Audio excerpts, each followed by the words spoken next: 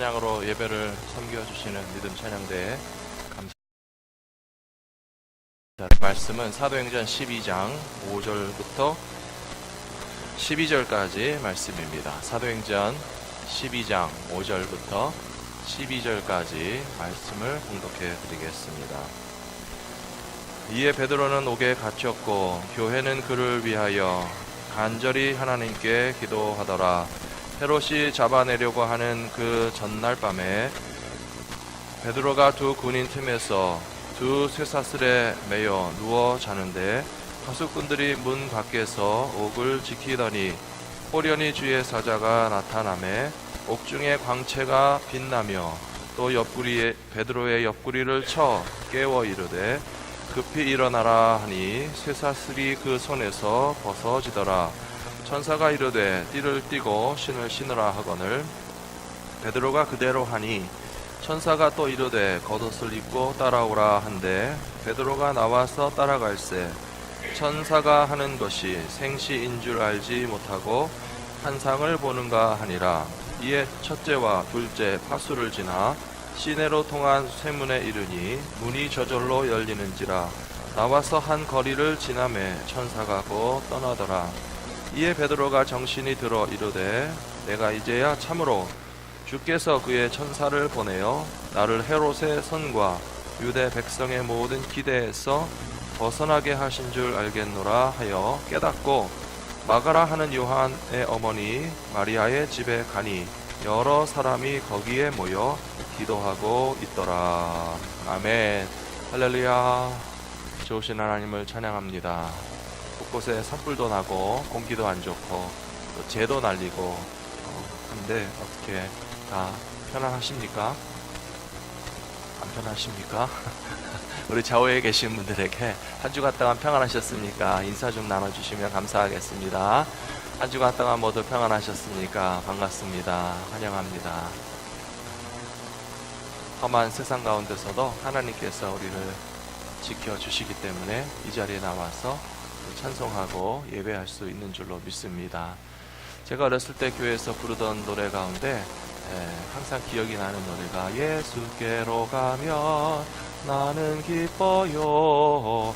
걱정 근심 없고 항상 즐거워. 예수께로 가면 나는 기뻐요. 나와 같은 아이 부르셨어요. 어렸을 땐 이렇게 불렀고요. 이제는 나와 같은 어른 부르셨어요. 그렇게 불러야 되는 게 아닌가. 더 이상 아이는 아니지만 이 찬송을 부를 때마다 예수께로 가면 나는 기뻐요. 정말 기쁘게 느껴지는 거예요. 교회 가는 게 너무 좋고 교회 가고 싶고 교회 가면 좋은 일이 많았고 일주일이 기다려지고 이 자리에 계신 분들도 그러시죠? 예, 그러신 줄로 믿습니다. 갈릴리 호수에서 고기 잡는 어부였던 베드로가 예수님을 만난 것은 일생일대의 가장 큰 사건이었습니다. 베드로가 예수님을 만나지 않았더라면 그냥 평범한 어부로 살다가 그냥 조용한 인생 사라지고 우리가 어떻게 그 사람을 기억하겠습니까? 갈릴리의 어부 가운데서 베드로 말고 뭐 아시는 분 계십니까? 아무도 몰라요. 베드로 한 사람만큼은 그 사람의 인생이 어부로서 끝나지 않았고 예수님을 만났기 때문에 예수님과 동행했기 때문에 오늘 말씀에도 보시면 예수님께서 맡겨주신 복음의 사명을 감당하기 위해서 감옥에 갇혔어도 두려워하지 않고 함께 기도하는 성도들과 함께 예수님과 동행하는 삶을 살았기 때문에 그 사람의 인생이 가장 가치 있고 보람이 있고 우리들도 마찬가지입니다. 예수께로 가면 왜 기쁜가요? 내 인생이 가치 있고 보람 있는 것을 깨닫게 되기 때문에 예수님께 오면 우리는 기뻐할 수 있는 믿음의 사람들이 다 되실 줄로 믿습니다. 오늘 베드로에 관한 이야기를 전해드리려고 합니다. 사도행전 12장에 보시니까 베드로가 감옥에 갇혀 있고 하루가 지나면 끌려나가서 목 잘려 죽을 뻔한 거예요. 사도행전 12장에 보시면 앞부분에서 헤롯 왕이 교회의 지도자를 끌어다가 목을 치니까 백성들이 좋아하더라는 거예요. 정치 지도자들은 절대적으로 자기의 권력을 유지하기 위해서 수단과 방법을 가리지 않습니다. 백성들이 좋아라 하는 어떤 것을 던져놓고 그것을 이용해서 그 인기를 영합해서 자기의 권력을 강화하려고 하는 것이 정치인들의 속성이라고 하는 것은 2000년 전이나 지금이나 하나도 바뀌지 않았어요.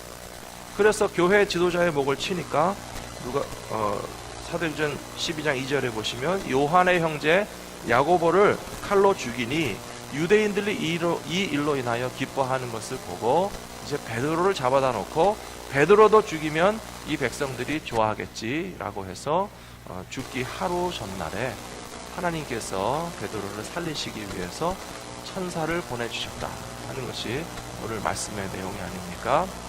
2명의 군사가 옆에서 같이 자고 있었어요. 쇠사슬도 2 쇠사슬로 묶었습니다.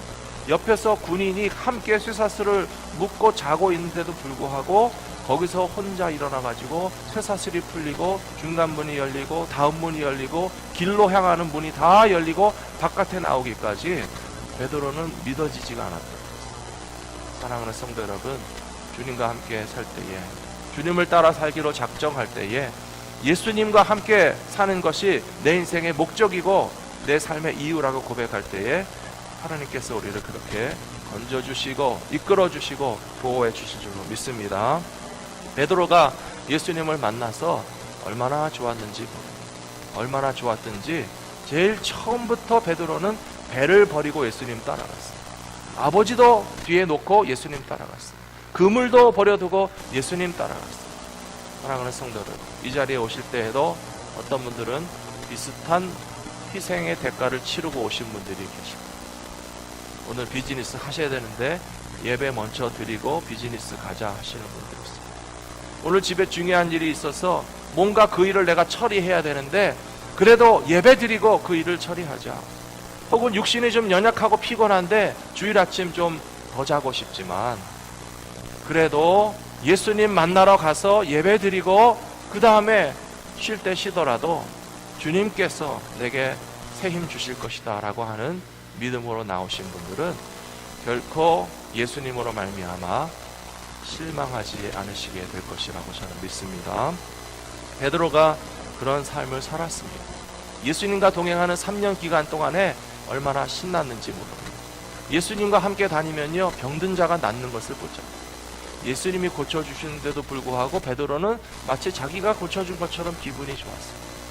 예수님께서 오병이어를 가지고 5,000명을 먹이라고 하실 때에 12제자들이 사방으로 뛰어다니면서 자기의 손으로 떡을 떼어주고 자기의 손으로 물고기를 나눠주면서 예수님의 권세와 능력으로 먹이는데도 베드로는 신나가지고 마치 내가 먹이는 것 같은 그런 기쁨과 감격으로 섬겼단 말이에요. 그렇게 3년 동안 동행하면서 예수님과 가까워지고 예수님을 알고 예수님이 하나님의 아들이시고 우리를 구원하기 위해서 이 땅 가운데 오신 주님이라고 하는 사실을 알았지만 그러나 베드로는 또 한편으로 육신이 연약한 예수님께서 고난길로 가신다고 하니까 예수님 고난길 가시면 안 됩니다 라고 뜯어 말리기도 했었죠. 또 예수님께서 십자가의 길로 가실 때에 어떻게 했습니까? 나는 예수를 모른다. 나는 예수와 아무 상관이 없다. 나는 예수와 아무 관계가 없는 사람이라고 3번 부인했지만 그러나 새벽 닭이 올 때에 깨달았습니다. 나는 절대 그럴 수 없는 사람이다. 예수님을 부인할 수 없고 예수님을 모른다 할 수 없고 예수님과 아무 관계 없다라고 할 수 없고 나는 예수님 없으면 이제 살 수 없는 존재인데 뭐가 무서워서 이 목숨 하나 건지겠다고 예수를 부인하고 예수를 모른다고 했을까? 회개하고 나서 그 다음에 어떻게 됐습니까? 예수님은 십자가 달려서 돌아가셨는데 사흘 후에 무덤에서 나와서 살아나셨을 때 예수님의 무덤을 확인하기 위해서 달려갔던 사람이 베드로입니다. 제가 제일 먼저 달려갔다는 말은 못하겠어요. 남자분들이 좀 창피합니다. 왜냐하면 여자분들이 먼저 갔기 때문에 여자 제자들은 제일 먼저 갔어요. 제일 먼저 간 사람은 여자. 부활하신 예수님을 제일 먼저 만난 것도 여자 제자.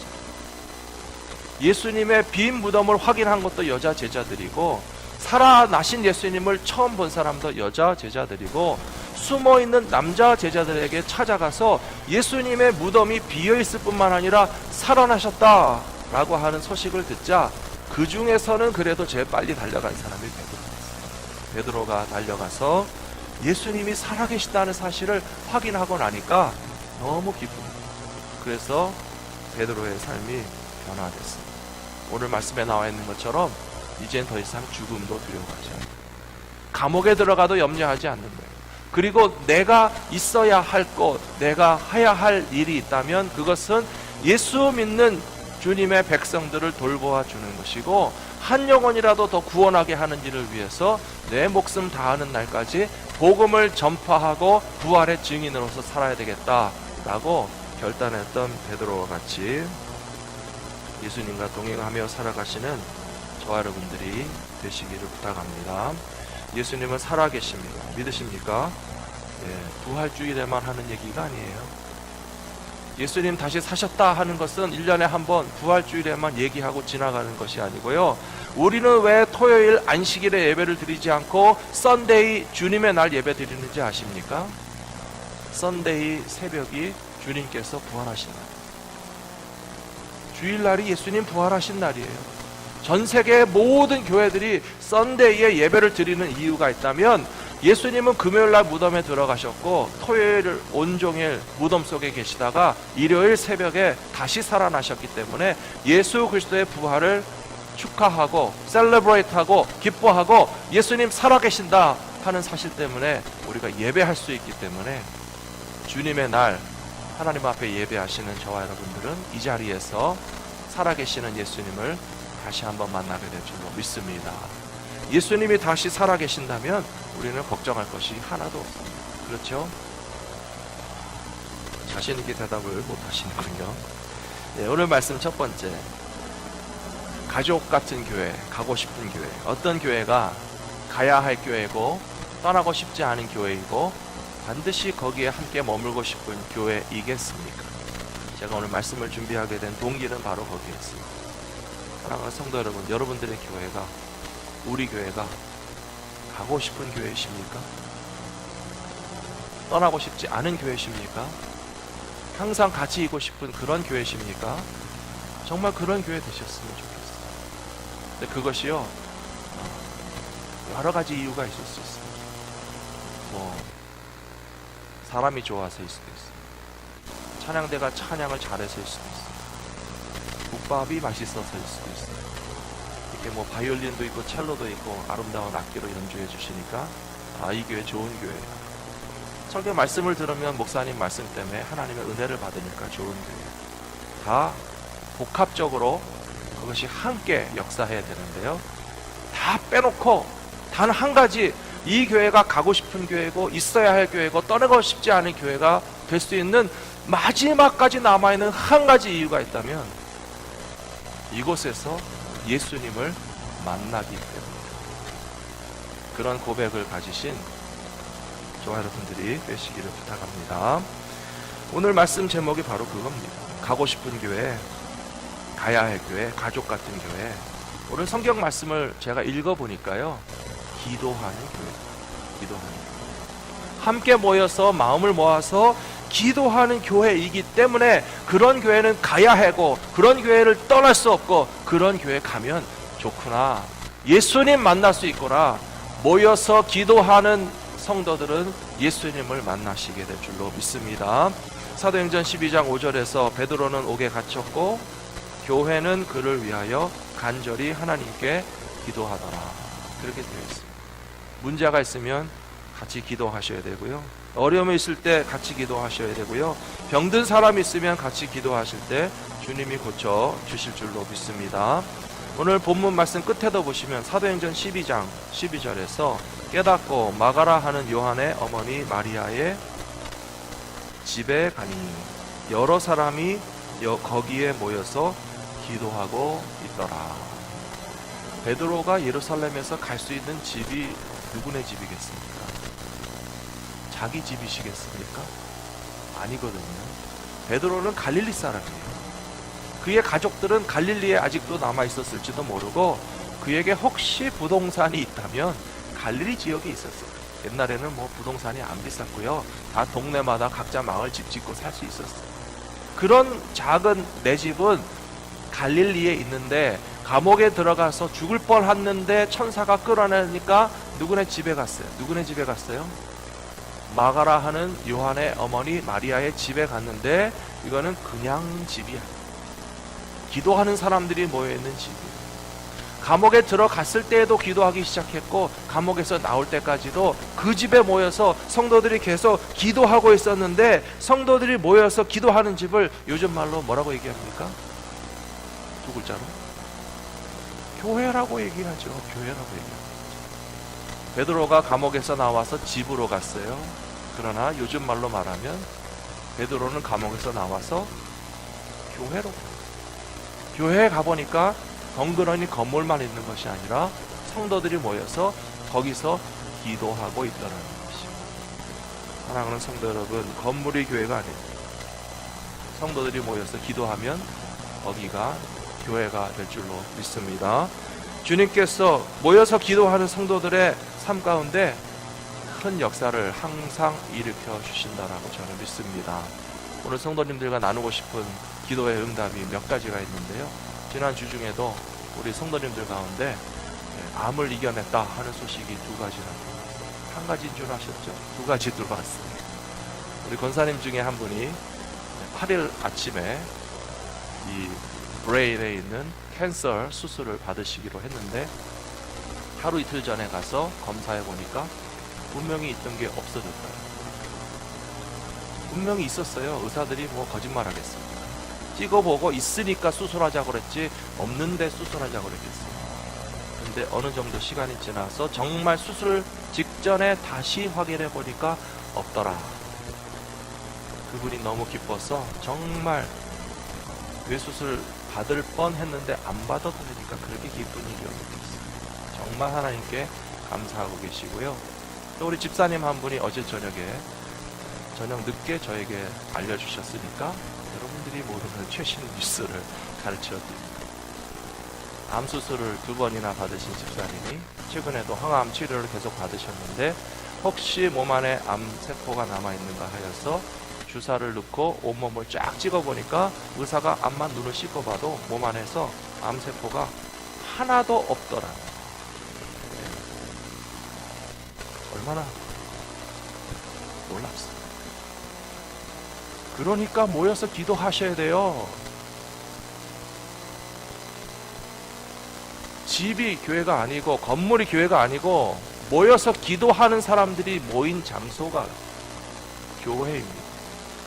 그리고 베드로는 감옥에서 나와서 그 집으로 왔습니다. 사랑하는 성도 여러분, 딴 집 가지 마시고 이 집에 와서 기도하시는 저 여러분들이 되시기를 부탁합니다. 누가복음 24장 12절에 보시면 베드로는 일어나 무덤에 달려가서 구부려 들여다 보니 세마포만 보이는지라 그 된 일을 놀랍게 여기며 집으로 돌아가니라. 저는 이 말씀을 읽으면서도요, 예수님의 빈 무덤을 들어가서 살펴본 베드로는 어느 집으로 갔을까 궁금했습니다. 베드로의 집이 예루살렘에 없다니까요. 베드로가 예수님의 빈 무덤을 확인하고 돌아간 집은 제자들이 모여있는 집이요, 예배하는 집이요, 기도하는 집이요, 예수 그리스도의 제자들의 공동체이기 때문에 여기 집이라고 하는 단어를 교회로 딱 바꿔도 하나도 틀리죠. 살아계신 예수님을 확인한 믿음의 사람들은 교회에 모여서 주님에게 함께 바라보면서 믿음의 삶을 힘차게 살아가는 것이 마땅하다라고 저는 확실히 믿습니다.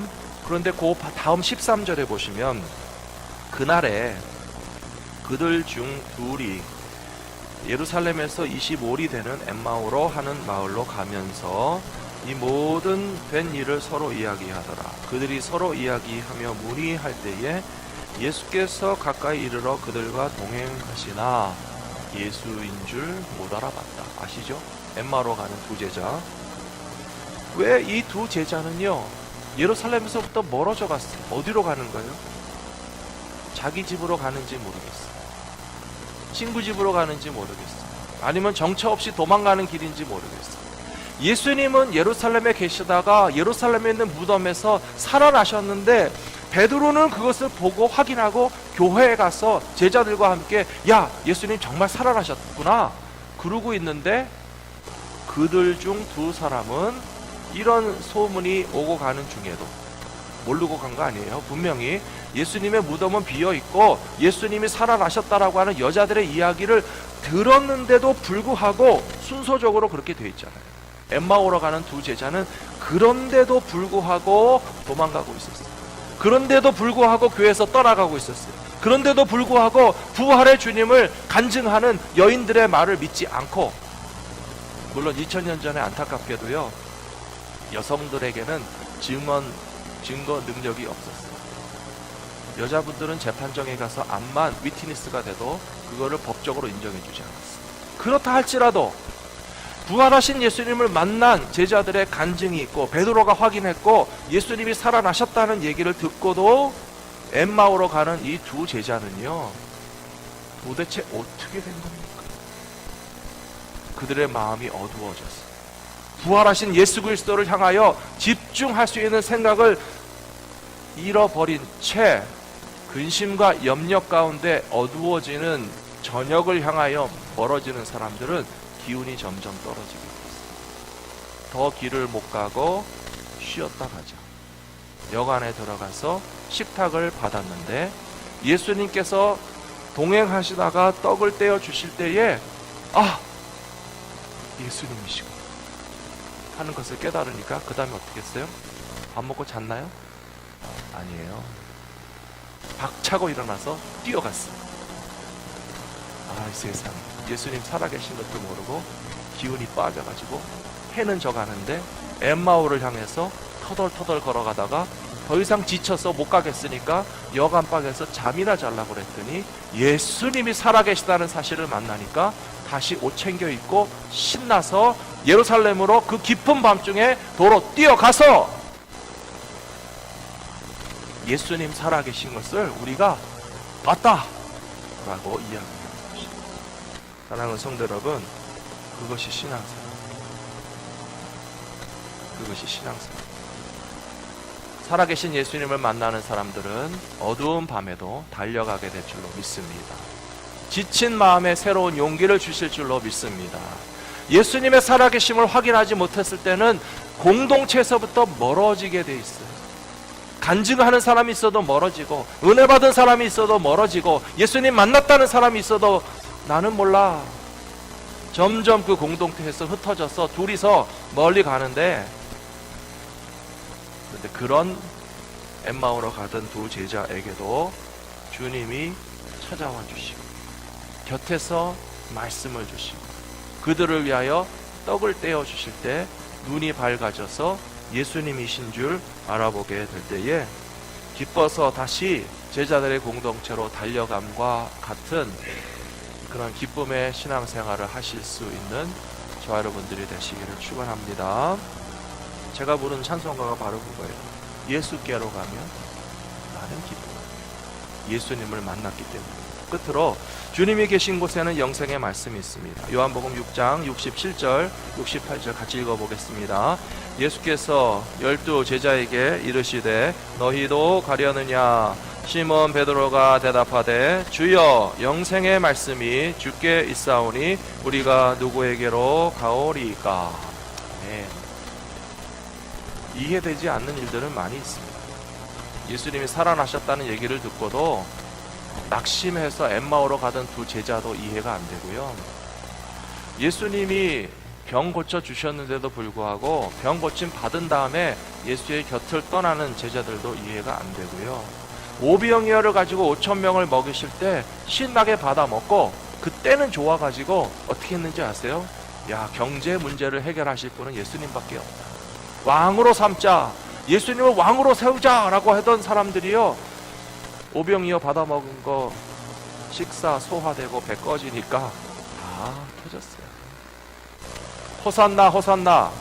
예루살렘 성에 종려주일에 입장하실 때는 이제 예수님이 왕이 되시나 보다. 예수님이 왕이 되면 우리도 한몫 잡겠지? 라고 생각하는 사람들은 호산나 호산나 하면서 그렇게 예수님 쫓아가더니만 십자가로 가신다고 그러니까 싹 흩어져 버리고 제자들도 도망갔어요. 근데 오늘 말씀 보십시오. 너희도 가려느냐. 요한복음 6장 67절 예수께서 12제자에게 이르시되 너희도 가려느냐.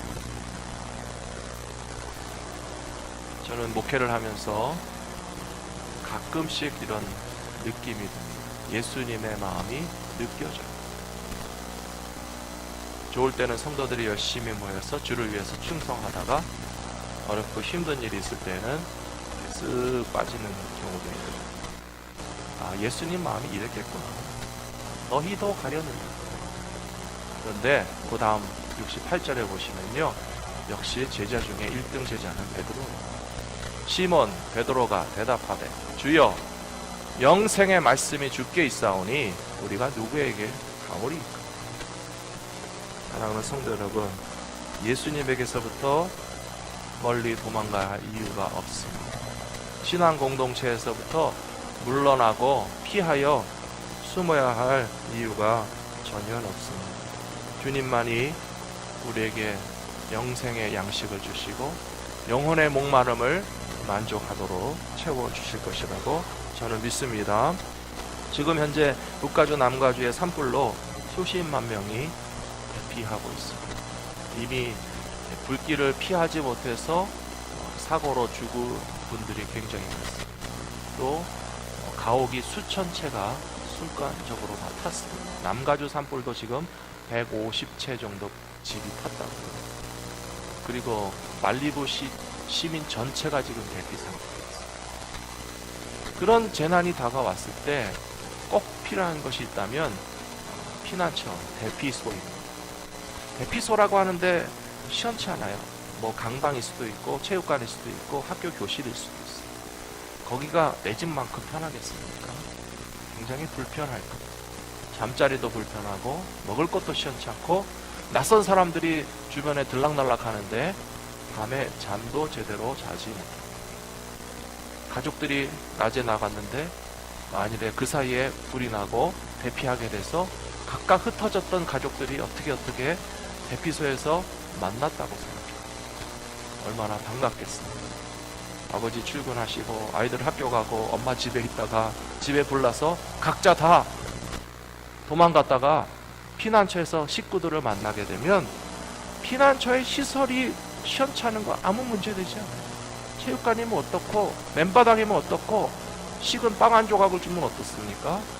피난처에서 내 식구를 만났기 때문에 마음이 안심하게 되는 것입니다. 그리고 피난처에서 서브해 주시는 그 발런티어들이 친절하게 위로해주고 필요한 것을 공급해주고 안심하라고 다독거려주면 그분들이 그렇게 고마울 거예요. 왜냐하면 그 시설이 내 집만큼 좋아서도 아니고 그 잠자리가 내 침대같이 편해서도 아니고 거기서 먹는 음식이 좋은 음식이어서가 아니라 가족을 만났기 때문에 안심하게 되고 나를 위로해주고 격려해주는 그 발런티어들의 말 한마디가 고마운 것이고, 그런데 눈을 딱 뜨고 보니까 이 피난처의 소장님이 예수님이라고 생각했어요.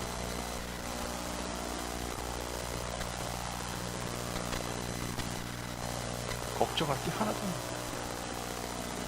교회가 피난처, 대피소 1년 365일 운영하고 있습니다.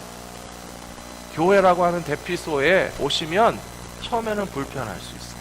뭐 시설이 뭐 이래, 밥이 뭐 이러고 여러 가지 그런 생각이 들 수 있지만 이 안에서 우리가 가족이 됩니다. 이 안에서 성도들에게 따뜻한 말 한마디를 듣고 이 안에서 대피소의 소장님이 예수님이시래 하는 사실을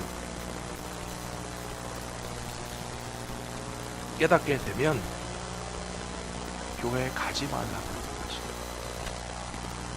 가고 싶은 곳이 교회고 교회라고 하는 공동체가 우리에게 주어진 것이 얼마나 감사합니까? 사랑하는 성도 여러분, 히브리서 10장 24절에 이렇게 되어 있습니다. 서로 돌아보아 사랑과 선행을 격려하며 모이기를 패하는 어떤 사람들의 습관과 같이 하지 말고 오직 권하여 그 날이 가까움을 볼수록 더욱 그리하자. 뭐 하자는 겁니까? 사랑과 선행으로 격려하여 모이기에 힘쓰라는 것이죠.